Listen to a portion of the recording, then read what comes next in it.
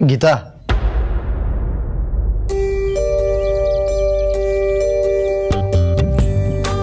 ಏನಾಯ್ತು? ಕೂತ್ಕೋ.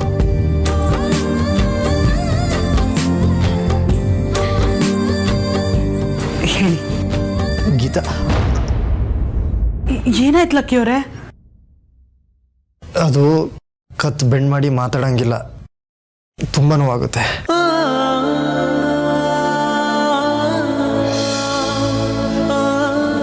ಈಗ ಓಕೆನಾ? ಇವಾಗ ಹೇಳಿ. ಥ್ಯಾಂಕ್ಸ್. ಯಾಕೆ? ನನ್ನ ಜೊತೆಲಿ ನಿಂತ್ಕೊಂಡು ನನಗೆ ಧೈರ್ಯ ಕೊಡ್ತಾ ಇದೆಯಲ್ಲ, ಅದಕ್ಕೆ.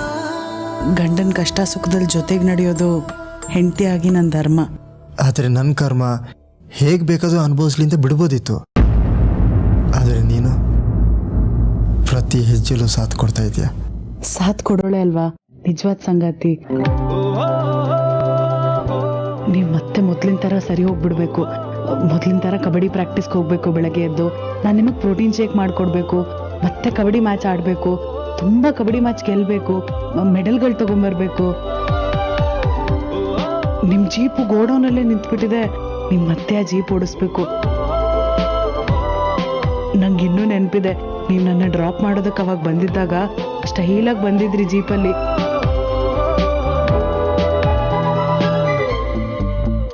ಕೂಲಿಂಗ್ ಗ್ಲಾಸ್ ಎಲ್ಲ ಹಾಕೊಂಡು ಅದೇ ಥರ ಮತ್ತೆ ಜೀಪ್ ಓಡಿಸ್ಬೇಕು ನೀವು.